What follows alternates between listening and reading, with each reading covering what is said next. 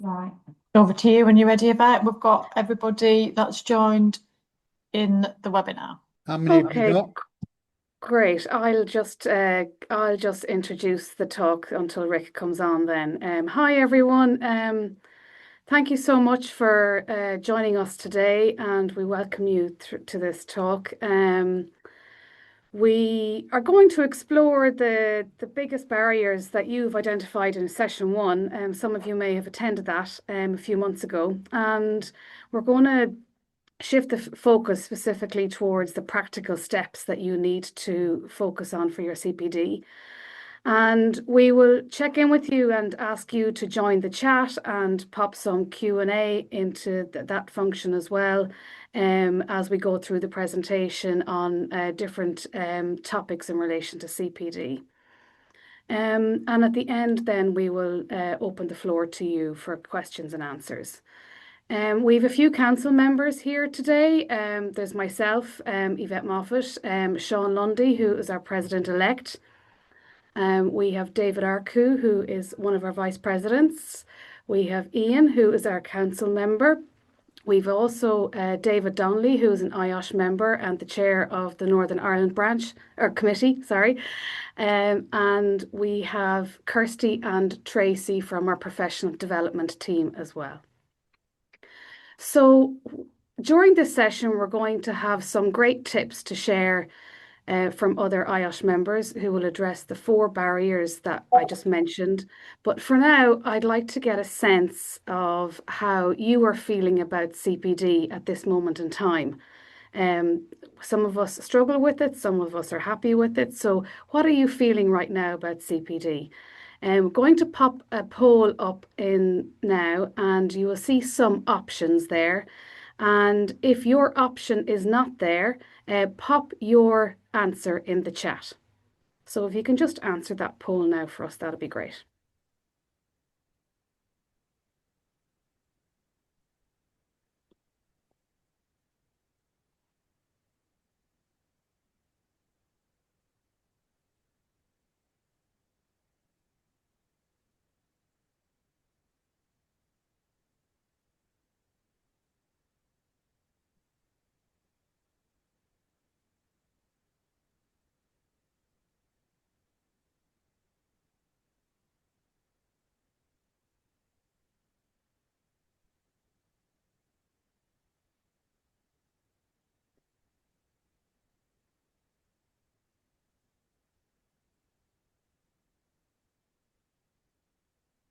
Okay, so here are the answers. So lack of confidence and understanding IOSH CPD requirements, 18%. Lack of time, that doesn't surprise me. Lack of time, 37%. A lot of people say that lack of time is a big problem. And knowing how to reflect, and we're going to focus on that today as well. And knowing what counts as CPD is another barrier that people feel and that popped up in session one also. So thanks for that. We can go on to the next slide now.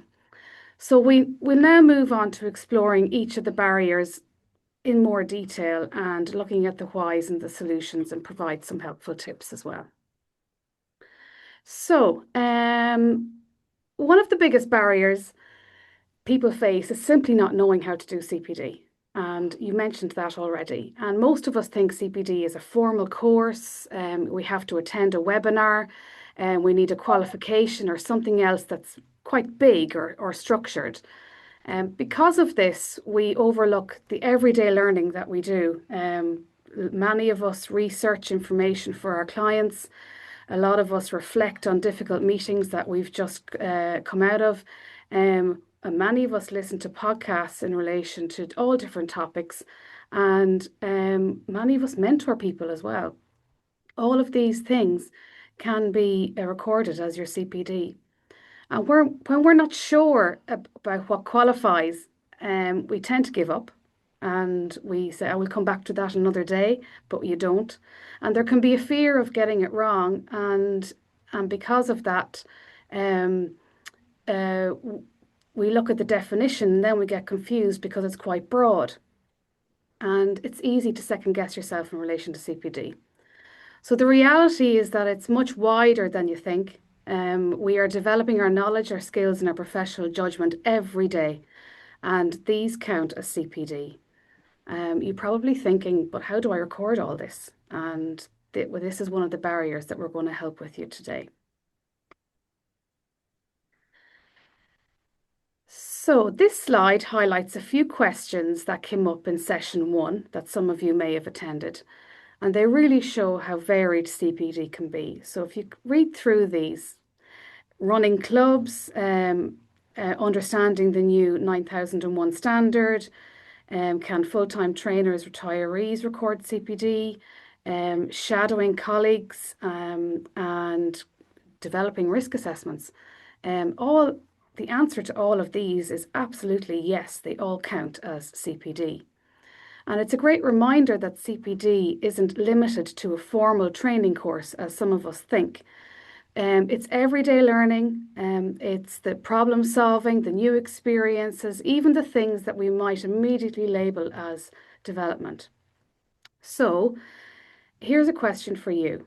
Is there something that you have done recently where you paused and thought, does this count as CPD? Pop it into the chat there if you think that you weren't too sure whether it's CPD or not. You might be surprised what qualifies as CPD, and you might help someone else realise that they're doing more CPD than they think.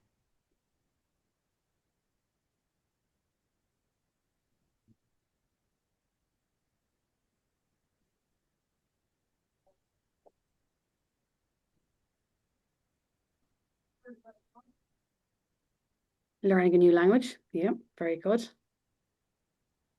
Updating management systems, absolutely. Internal audits, all count as CPD.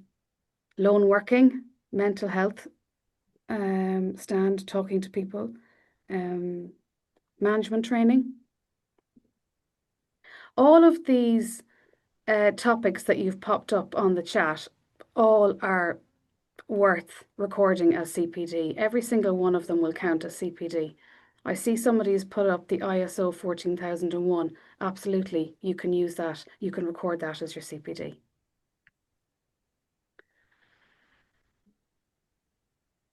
So now that we know what CPD counts, let's look at some real examples of how people record it in place. On this slide, here are some great examples from our council members about what they personally record as CPD. So James has shared a range of activities from his day-to-day role, and Mariah has shared some of her favourite ways to keep learning. And together they show just how varied and practical CPD can be. I'd now like to invite David Donnelly, who is an IOSH member and a chair of the Northern Ireland community, to talk about some activities he uses to record CPD. David, if you're on the call there. Yes, surely, Yvette. Thank Thank you. you for the introduction. Do you know, it's really interesting because I'm looking at some of James's examples, and my CPD over the last, say, 12 months would be quite similar in the sense it's a lot of professional experience-based CPD activities. So, for example, like last year, one of the activities I was quite proud of was an American business that was set up to work with the American market in the oil and gas industry. UK company started in Northern Ireland, but had developed into setting up an American business. I had to, what would you say, review, revise, and rework all of our policies and procedures to comply with the OSHA standards, which involve writing up written schemes across a range of activities from confined spaces, drug and alcohol testing procedures, stop work authority, and a range of other types of written schemes. So yeah, I basically produced a piece of CPD based on that activity that I was quite proud of. Another example, I suppose, could be even in my role as chair in the Northern Ireland community, a lot of the volunteer activities. I would also document them as CPD, which I do find quite interesting in the sense of taking the time to reflect on what I've done. It really helps to ingrain, the learning that I've sort of got from completing the activity. So the volunteering alongside professional experience has probably fallen into my two main areas of focus over the previous 12 months. We're all so busy these days with day-to-day activities, and it can be hard to be, constantly completing training and developing with more learning that way. So I've kind of found myself through time constraints and energy constraints relying on my professional experience. And I must admit, if I was to document everything that I had, done professionally, oh, we'd be talking about thousands of hours of CPD a year, no doubt. But Absolutely, absolutely, David. Thousands of hours of CPD that we've all completed on all different topics and all the work that we do on a daily basis. And even outside of work, I do a lot of volunteering work, even outside of IOSH, and a lot of that can count as CPD as well. So thanks for sharing, really appreciate it. Many of you have put lots of different examples up on the chat, which are really good. And if you do have a question, do pop it into the Q&A function and we can answer that at the end. If Rick is back on the call, now I'd like to invite him to carry on to the next slide. I'm definitely here. Thank you, Yvette. Well, some of the feedback we got from the last session, it was great. Thank you all for taking the time to provide us with that feedback. But one of the comments that came through really clearly is that the biggest barrier that members told us about was time. And I know we all feel stretched. We've got day-to-day responsibilities, and CPD can easily slip to the bottom of that list, and that's understandable. I think there's also a perception that CPD has to be big, formal activity, something that requires we set aside hours and that we don't feel we have. And when people believe CPD needs to be a major commitment, I mean, I know what I would do in that circumstance. I'd delay it until I had more time, and then the reality is, probably wouldn't get around to doing it. I think what we really miss here is that CPD doesn't need to be time consuming or formal. There's a photograph of me there with one of my dogs. I live in the countryside. I walk, I listen to TED Talks, I listen to podcasts, I listen to books that I've downloaded. And when I've completed my walk, when I've got some time, I'll write up a 10, 15-minute reflection. That's a great way for me to do CPD. I'm in my comfortable environment. I'm absorbing what I'm listening to. Another way that I've been doing CPD over the past 12 months, and we're going to go back to our friend David Donnelly. We've been doing some walk and talk sessions with the Northern Ireland community. 5, 6, 7 of us meet on a Saturday. We walk, we talk about the issues we're facing professionally and sometimes personally, and then go back and reflect on that. So that's a really, really good way to do CPD, and it's amazing what can come out of those some of those just simple conversations. I do want to go back to this barrier that we perceive around time. What we're actually asking you to do is basically set aside 35 minutes a week. It's just under 35 minutes a week. We don't have to make this difficult. I actually enjoy doing my CPD, and I know other people on the call will enjoy doing CPD. So I guess what I'm saying is, don't make it complicated. Try to find a time in the day or a week maybe that works for you.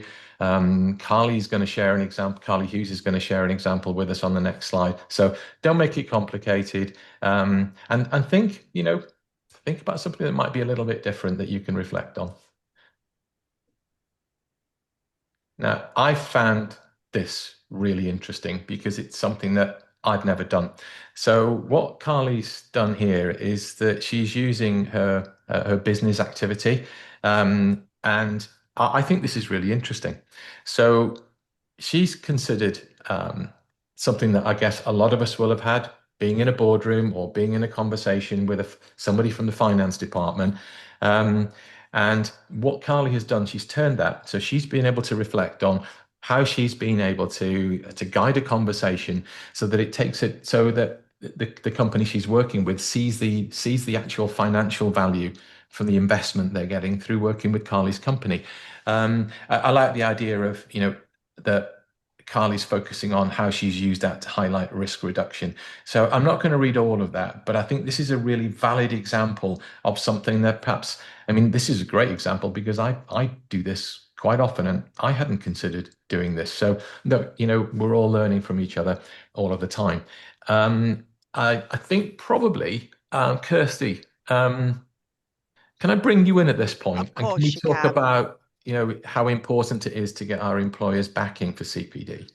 Absolutely. Thanks, Rick. And thank you everyone for attending today. It's such a great session and I really appreciate you all being a part of it. So CPD is so very important. And I think it's not just about you investing in yourself, it's about also your business investing in you, because they ultimately get the reward, don't they? But we're constantly working continuously with businesses to promote the importance, but there's stuff that you can be doing in the background as well to support that.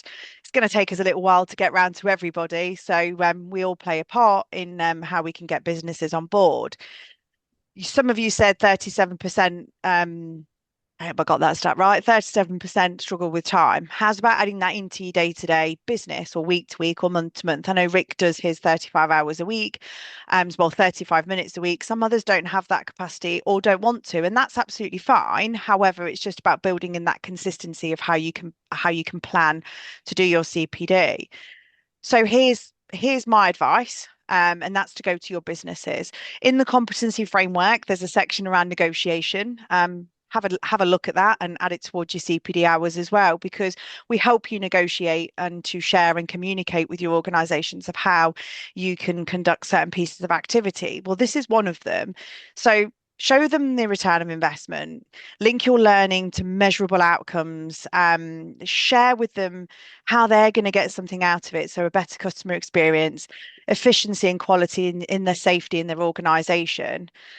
And then align it with the business priority. So maybe link it into your performance reviews. So demonstrating how your development supports the strategic goals, or resolves current problems and challenges. So again, you can link that into your day-to-day working without even realizing, which is all CPD. And then highlight the risk reduction. The better professional you become and the more aware you become, the less incidents, accidents happen within the organization. And they're ultimately going to reap the reward of that. And then it's about positioning more of a proactive approach to your role. Show how your learning prepares you to be a better professional in the organization. Frame it, win it. It's a win-win. It's about growing your strengths, growing and making you feel motivated because you're learning and developing. So actually it becomes a development of your own. And that's really important for us to feel fulfilled in our roles and, happily to motivate ourselves through learning and development. So it's just about sharing that in those conversations. I've seen some really, really good examples of CPD in the comments, and it's really important that you know that being in this room today is CPD, and it's probably someone's punchline at the end of this event that this is CPD. Sorry if I have taken that off somebody, but I just really want to reiterate that this hour session is around learning and understanding the importance of CPD, but actually putting it into CPD is your next step. So remember that this is CPD, learning, communicating, networking. So yeah, it's some really, really good positive examples from some really influential individuals in this organisation. So I hope that that's been helpful. And that's all from me. Thank you, Rick. Thank you.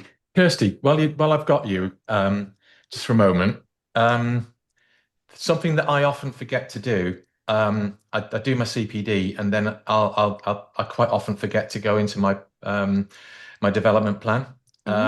And update that. I think quite a lot of people forget to do that. Yeah, they do. And I think, again, it's another thing to have to think about. But the personal development plan is basically your to-do list, isn't it? If we're talking for organised individuals, it's your to-do list. It's where you go in with your highlighter, which I've been doing today. My pink highlighter is going through everything, but the system allows you to do that. But it's also your to-do list doesn't just stop when the pink highlighter has gone through it, does it? You get something else on there, which is exactly what you're saying, Rick. So yeah, go in, have a look. I know, again, it's something else to think about, but it's all for your learning and developing, your development. So yeah, don't forget about that personal plan. It's very important for you to prepare yourself for the next 12 months or the next 6 months. It's completely up to you. But yeah, you're quite right. People do forget that very important step. So please do that. Thank you.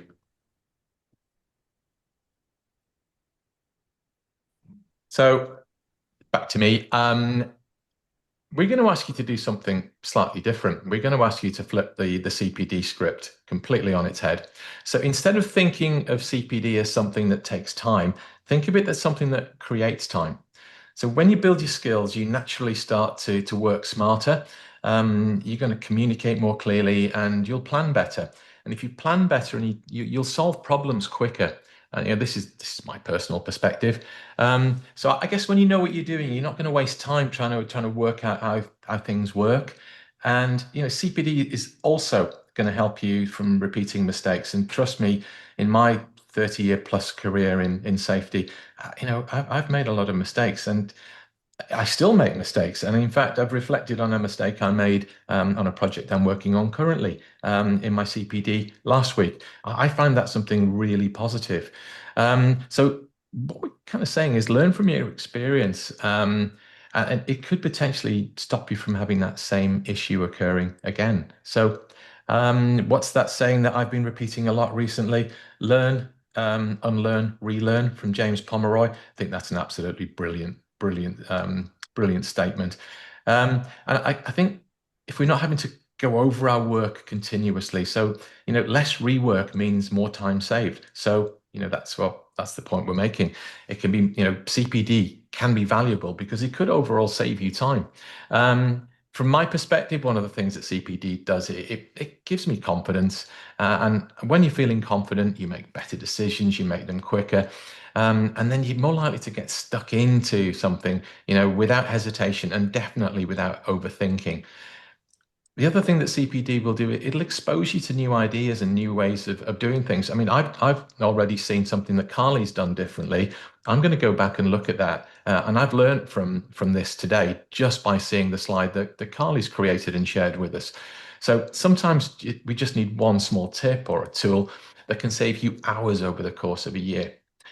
And maybe most importantly, CPD helps you to feel more in control. I know because where I work in the event sector. I'm not really good at anything. I know a lot about a lot of areas.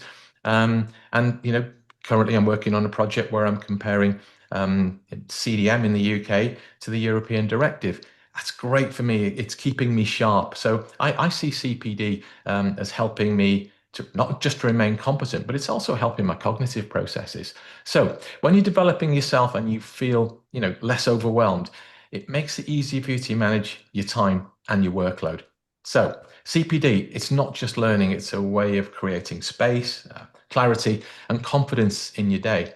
Now, I'm going to stop talking. I'm going to hand over to Tracy Steens from the IOSH Professional Development Team to talk to you about what's required. Over to you, Tracy. Thank you very much, Rick, and thank you for attending today. Yeah, so what does IOSH require from you? So you know what to do, you know what to set up. Affiliate and student members, you don't have to do your personal development plan or your self-assessment, but it is recommended. Whereas if you're Tech IOSH, Cert IOSH, Chartered Member or Chartered Fellow, you have to do your actual self-assessment first and set up your personal development plan as well to get you to record your activities. Now, what we ask for is a minimum of 30 hours over a 12-month cycle. Your cycle is aligned to your membership renewal as well. So it's your membership renewal year and not your calendar year. Okay, and as I've said, it is actually mandatory for Tech IOSH, Cert IOSH, Chartered Member and Chartered Fellows to record a minimum of 30 hours per year.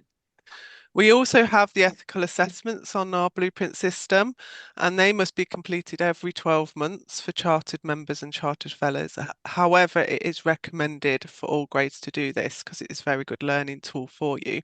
And remember that you can actually log your ethical assessments as time and activity and what you've learned in your CPD activities as well. Also, I must mention that setting up your personal development plan, you can actually log this as hours in your CPD log as well. CPD activities, it can include anything that updates, maintain, or improve your knowledge and skills. That's the key thing to remember. So don't think of it as something as a wrong thing to record or a right thing to do, or record what is benefiting you, okay? And what's going to give you the most benefit to take you forward and learn from those things that you are recording. But at any time, if you are questioning yourself on this or anything else, we've got our CPD team and they will help you. Please get in touch with us. We will put the email address and the contact details at the end of this session for you. But that's me. I'll I'll move on now to the next slide, please. Thank you. Thanks, Tracy. So I'm going to go back to another barrier, and one of the most common barriers with CPD is knowing how to reflect. This is a stumbling block for many, and many of us are comfortable doing the learning, but when it comes to writing down what we gain from it, we're not sure where to start. Reflection can feel abstract or overly formal, and many of us just don't know where to start. Others think their learning isn't significant enough and reflect on, so they avoid logging it altogether. And I see this all the time. Others, in relation to reflection, it's simply about capturing what you've learned, why it mattered, and how will it help you going forward. And I have seen on the chat function people putting some of these options up throughout. But the uncertainty around how to express this often stops people from completing their CPD. So before we go on, we all know reflection matters, but what makes it difficult for you? Can you share your thoughts in the chat of what you think is difficult about the reflection piece of CPD?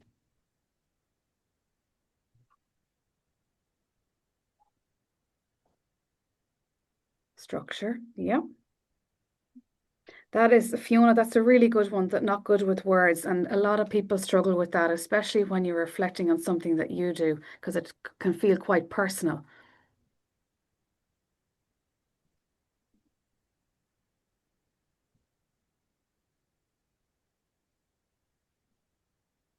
Yeah, the topics to cover, we'll go through that in a moment.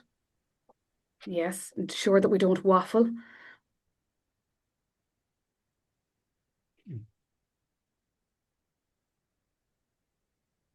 Yeah, to ensure that we don't repeat what we're saying, which can be a problem as well. So there's some really good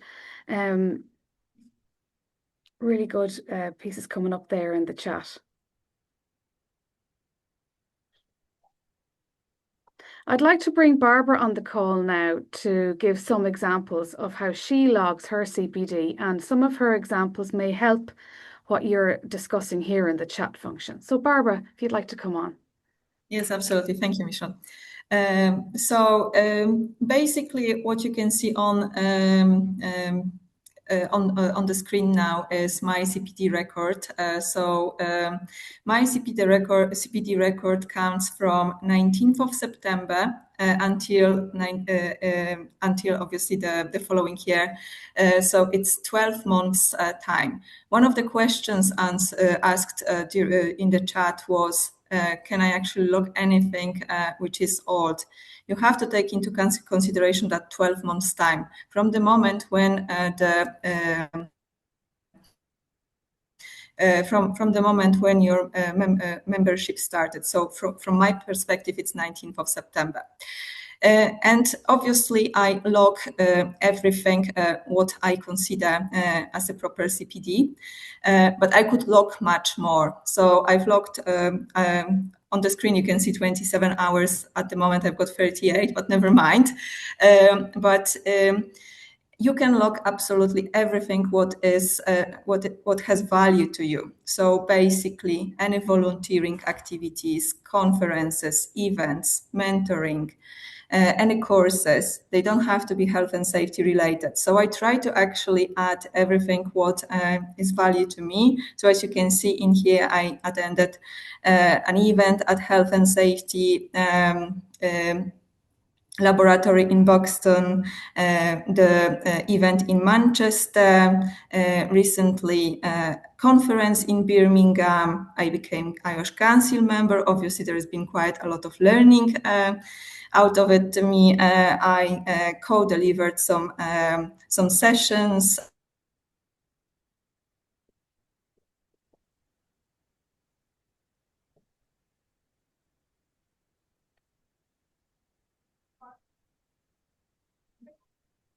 Barbara, I think you're gone on silent there. I think she's frozen there, Rivette, if you just want to. Yeah, I think she's frozen. Okay.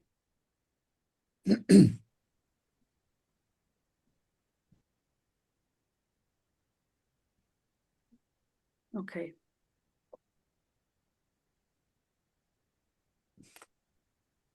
Okay, she's Okay, jumped off so there. So, yes, I dropped off. oh, So you're there. You're there. I'm back. As I record CPDs, obviously, this is the blueprint. So I'm going to give you a little of introduction what it is. So I've got my development areas. In the past year, I completed the quiz. Obviously, I had development areas in soft skills, some risk management, and so on. This year, because I completed everything, I've decided to actually log anything that I'm doing externally. So on the right side, you can see my development areas. On the left side, you can see an activity, implementation of HSEQ system, and I'm trying to find the way how to log it. So among some options over there, I've got professional experience, I've got mentoring sessions, I've got conferences, webinars. So obviously, I have to choose the right category. Then the description, but the reflection is 500 characters. It's not 500 words. So it's everything what you can reflect on the activity you've done. So if you prefer to actually add professional experience, because you are all health and safety professionals and you're constantly doing something that can be flagged as a CPD and cluster as a CPD. So what you need to do, you need to think about what I've done this week. So if I set aside a time, and usually it's Friday at 3 p.m., I usually go through my week, my calendar, and I start logging everything what I think is actually right for the CPD. So in this particular situation, I've got implementation of HSEQ system, cloud-based system, which required a lot of training from my perspective, because I had to learn the new system, but also I had to provide the training to the teams that they were using the system. They started using the system. I had to project manage this implementation, so had to create the proper Gantt chart. So I've learned loads of stuff, loads new skills with this implementation. And this is how your reflection should be. Who? So you did that. What? Implementation of the system. Why? Because the organization wanted to start being digitalized. And obviously simplify the processes. How? I implemented the system to manage it. How did I do that? Provided the training, developed some additional audit templates for the people to follow. Procedures, SOPs, and outcomes. The digitalized system is now implemented, and what kind of outcomes did it bring to the people and to my employees? So the start date 17th of November, end date 13th of March. I can record it as a completed, but I didn't complete that at that.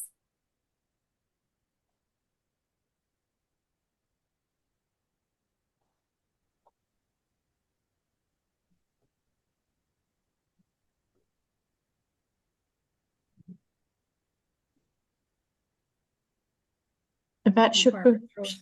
should we move Yeah. on, Yvette? Just we can come Yes, back let's if we have- move on. Yes, yeah. Just to okay, so Barbara just discusses some of the reflection hint and tips there, but here's some more that we're going to look at. If I can give you one tip in relation to Blueprint, bookmark it on your internet tagline. So just where you see your favorites, bookmark Blueprint on that. So you're not going to struggle trying to find it and then to log in again. And anytime you want to log your CPD, at least you can drop down on your favorite list and click Blueprint, and you'll access it very easily.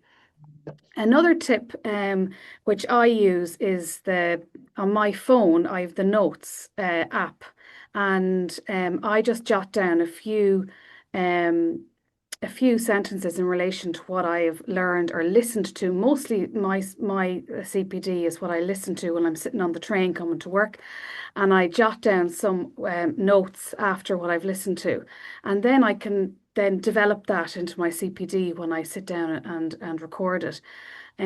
So by the end of the week or the end of the month or whenever I'm planning to do my CPD, I go back onto my notes and it just reminds me and jogs my memory of what I was learning at the time.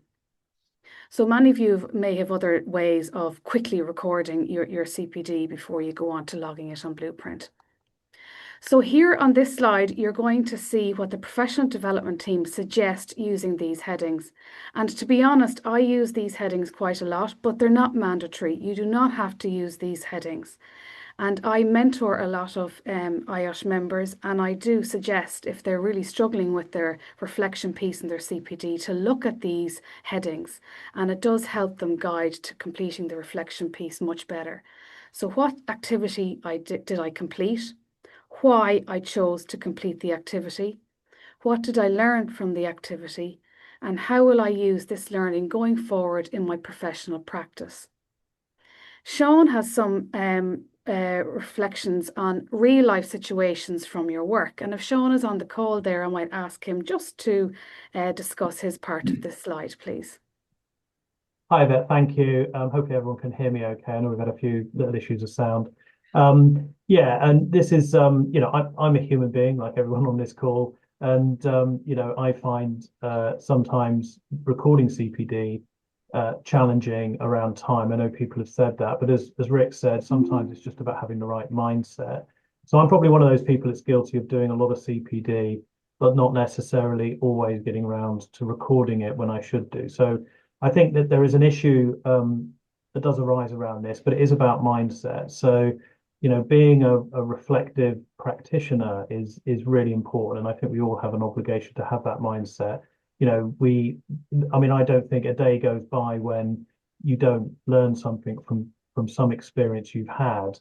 And if you're thoughtful and you exhibit the right behaviors, bearing in mind competences, skills, knowledge, experience, and behaviors, one of those behaviors is reflection and thinking about what you've learned. Not everything you do gives you a good a good learning lesson, if you like. So you might attend a webinar, for example, and it not really have an impact on you. So whilst you might want to claim a bit of CPD for that, you might not have found it as useful as you'd hoped. But saying something like, I attended a webinar and I found it useful is not a good reflective comment to record on your CPD. A better one would be, I attended a webinar and it helped me understand how poor procurement can undermine competence. And I've then amended, our processes, procedures. I still need to strengthen perhaps how members of my team behave around this, and I'll be writing further guidance on this. So it shows it's a demonstration of, what you did and what was useful. I quite like the IOSH approach as well around sort of thinking about the what, the so what, and the now what. I like that sort of what model. So just taking into account of what you did. The so what is, well, what did it mean? What meaning did it have to you? And then the what next is what you're going to do with what you've learned from that and how you're going to take it forward. So in conversations I have lots of conversations. We have, I work at a business, we've got teams. I discuss things with those teams. Often there are sort of requirements or changes that emerge out of that. It can be something that I've learned personally, or even something I've observed in the team. So I can sort of think about, well, how well did it go well for the team, or did it go well for me? So it could be a very personal thing, or it could be something that you're responsible for in terms of leadership. Sometimes things are difficult, so you have to accept that. But there's even difficult situations are learning opportunities. So again, that's all about mindset and having that approach to think, okay, well, maybe things didn't go the way I wanted to, but actually I still learned something from that, and I can take that forward in a positive way. Very, very important to do that, I think, for your own well-being as well. So, it's very easy sometimes if things aren't always going well to think that you're in a kind of downward spiral, but actually reflection can be a really powerful tool in helping you reframe things learning from those experiences and then sort of pulling yourself forward in a way. So that learning process is important. And then sort of thinking about maybe how you behave differently the next time, or even it could be beyond you. It could be what your team will do differently next time, or even your organization. So part of the reflection process is perhaps start with yourself, think about the people that are influenced by you more directly. Maybe it's a team that you manage, and then think about your organization more broadly. And you can even go broader than that and think about the entire profession. So it's almost like onions, if you like, a concentric ring of influence that you might have. And then thinking about fundamentally how it's going to change your practice, and just picking up on all the things that have been said already around, CPD isn't just courses. I record a lot of courses. I also run courses, so I record that as CPD. I develop courses and I attend conferences and I speak at them. They're all really important. They're quite tangible things. But actually, I'd say that more than half of my CPD and reflection is about things I do in practice pretty much day by day and week by week. And I take the opportunity to sort of capture that and put it in my record. I think the other thing I would say that before I sort of finish up on this bit, because I know obviously you want to move on a bit, is that it doesn't have to be perfect. I think there is a tendency. So we used to, when I worked at the university, we ran a few programs around this. We used to run a module on reflection, and students used to find it the most challenging piece of work to submit because there was no clear answer. It wasn't as if you were asking them to, I don't know, critique a couple of different theories in health and safety practice, and they can go and read papers and pull something together and have an idea of what good looks like. Nobody really knows what good looks like in terms of your CPD and your reflection. So I think the first mindset change you need to make is to stop. Don't try and be perfect around this. Don't worry. Just have a go. Be brave. Put it down. It's what matters to you that's important. I think David Arco has really helpfully put a sort of almost like a template in on how to structure your reflection, which is really helpful. And of course, the system that IOSH has helps you do that as well. So, it does give you little clues and keywords, if you like, to sort of think about, but just get it in there. No, you're not passing an exam here. Nobody's comparing you to anyone else. This is about your CPD, your reflection, and what you learn, and only you can comment on that, to be honest. So somebody also mentioned about using AI, and I saw that pop up. So I think people inevitably are going to use AI. What I would say about that is it can be helpful, perhaps, to give you a bit of structure, but it's really, really important you write yourself into your own CPD. It's kind of pointless if you're just generally using AI to produce generic reflections.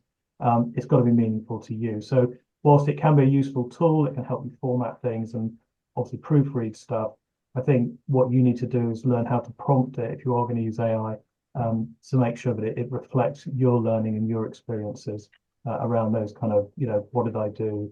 What did it mean and what do I do next? Thanks for that. Thanks, Sean. And absolutely, just to be mindful of when you're using AI and using the prompts like that's on this slide, on the professional development team suggestions and on Sean's suggestions, they really will help guide you to carry out your reflection well, and then you may be able to continue on that and develop your own in the future.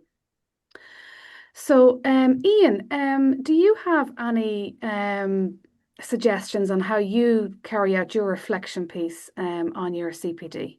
Yes. I'd like to share some of the things that I do, Yvette. Thank you for that. And it really supports what Sean has just said. Reflection to me is the most important part, I feel. And it's what we shouldn't do, and what I don't do, is just summarize the activity, what I've actually done. And I just use two words. I ask myself, so what? And I would actually say to people, try that. And what I do is I say to myself, so what did I get out of it? What did I get out of the activity? So what went well and not so well? Because I think it's equally important not just to look at things that went absolutely swimmingly, but also to reflect on Well, that didn't fulfill what I thought it might do or what I needed.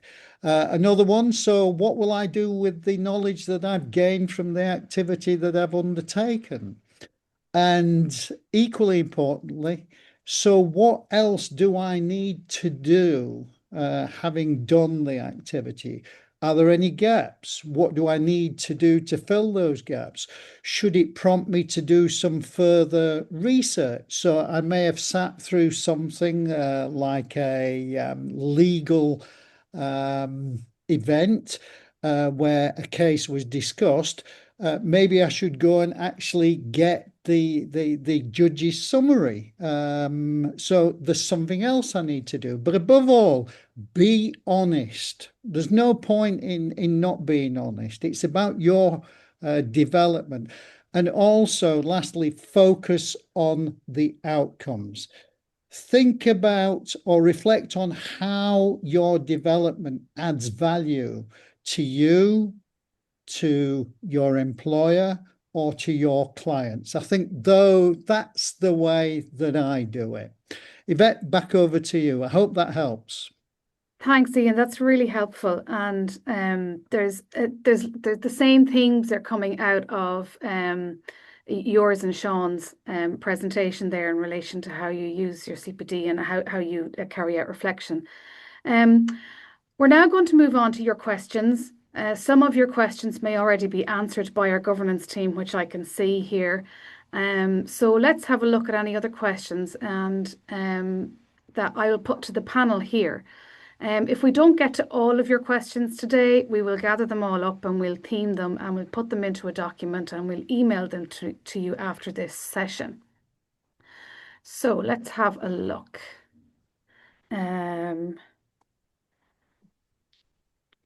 Okay, most of the questions have been answered. So I'm just looking at the chat here and there's lots of, David, you are answering a lot for us here today.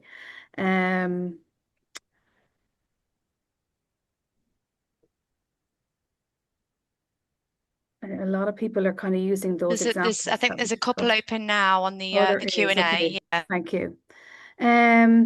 Is there a time limit on what activities or training I have undertaken? For example, can training from 3 years ago towards my current project be used in my blueprint professional development? Tracy, can I pass that on to you, please? Yes, of course, Yvette, that's fine. I mean, it's a choice for you. I mean, CPD is all about what's relevant. So it's continuing going forward and about planning and developing yourself. So there's no need to go back 3 years if you don't want to. If you want to, that's a choice. But I would say continue forward and continue to develop yourself. But obviously, you can mention what you did in the past and how that's helped and how you've come forward leaps and bounds from developing yourself from doing that activity. Does that help?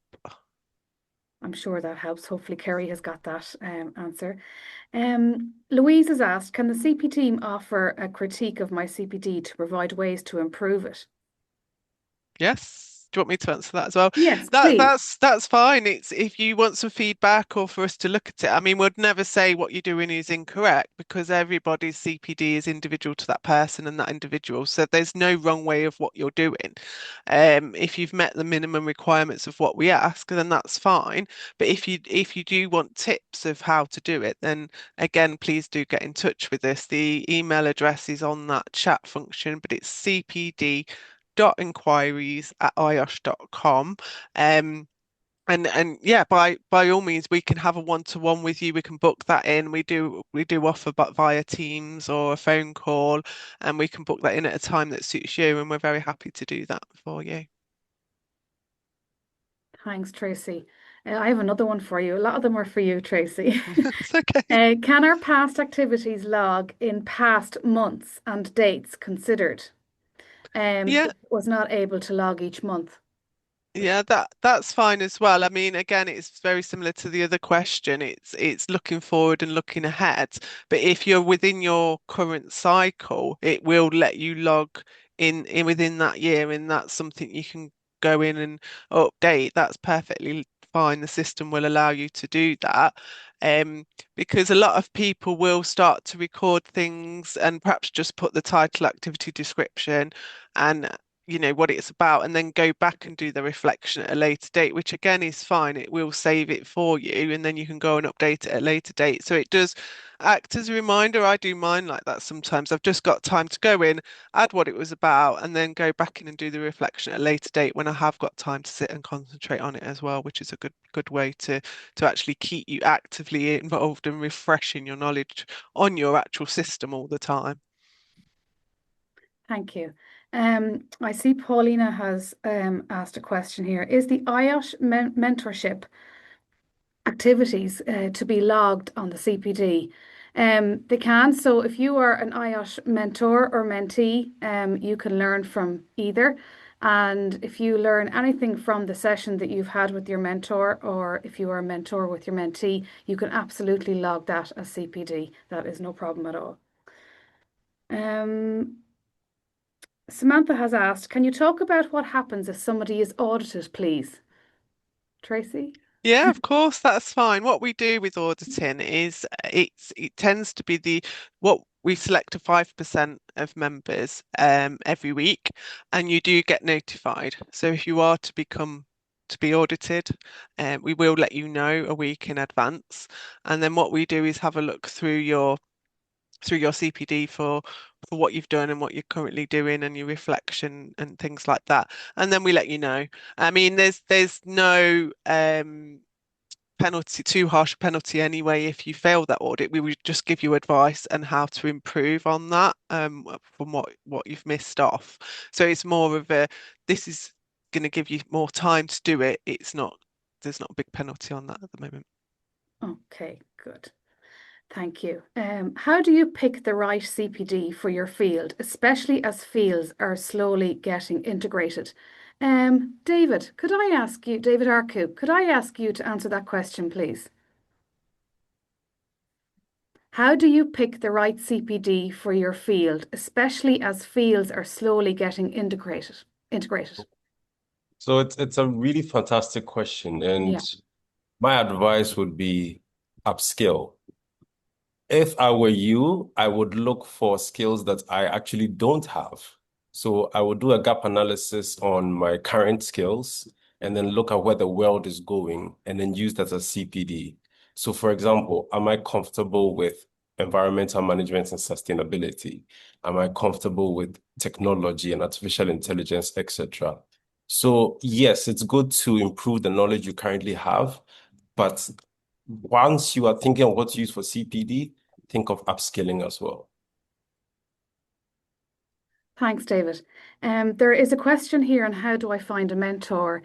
If the website detail can be popped up in the chat, that'd be great. Thank you. So now I'm going to pass over to finish the webinar today. And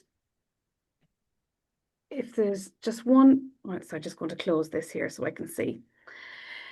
If I can ask you one thing before we finish up today, what one action that you will take in the next 30 days in relation to your CPD? What do you think from what you've learned here today? What's the one action that you will take? And if you can pop that answer into the chat, that'd be really good. Thank you.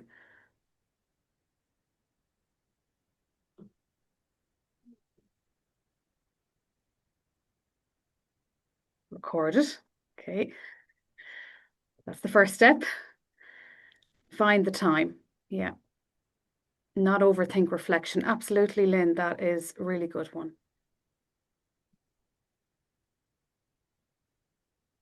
Make sure my reflection is thorough enough. I'm trying to make more time. Yes, absolutely. Choose a time each week or every 2 weeks, whatever suits you, that works for you. Some people here on the call today mentioned Friday afternoons. Friday afternoons just might not suit you. Maybe a Monday morning does before you start your work. That could be the better option. Or maybe midweek on a Wednesday afternoon is your quiet time. When is your quiet time at work that you can slot in a half an hour just to complete your CPD? Okay.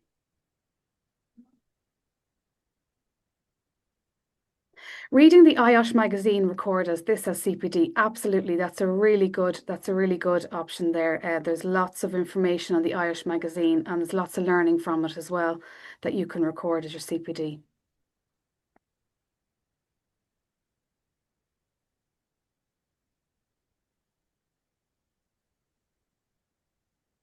Navita said recording something each week is a good idea. Absolutely. What, so what, and what next? Thanks, Sean. Okay, I'm going to pass over to Rick now just to close the webinar. Thanks very much for attending today. Really appreciate it. Thanks, Yvette. Well, firstly, thank you all so much for joining us today. It's been great to see your engagement throughout the session. That's a real positive. And there were so many great questions. Again, thank you. I was really interested in your questions, and there were quite a few questions around AI. I also liked Sean's response to that, but I think that's something that we might come back and look at in future sessions. Again, the question which David answered really well is, how do you define what's good CPD in your particular sector? I think I mentioned this earlier on. I don't feel I fit into any kind of sector. In the past month, I've looked at some medical questions which I've reviewed, and I'm doing a lot around AI at the moment. So I think that's a great idea from David. But that quote I half used from previously from James Pomeroy. It's learn, unlearn, relearn, or risk irrelevance. I missed the risk irrelevance off the part knowingly last time, but look, upskill, look around, see what other people are doing. And there's so many interesting things happening. If you just look around LinkedIn, see what some of our members are doing. There's so much good stuff out there. So I'll stop my reflections on today's session. Again, thank you. We've got more sessions coming up, and we'd love to see you there again. So each one of the sessions builds on the last. So keep an eye out for the invitations and join us if you can, if you've got time.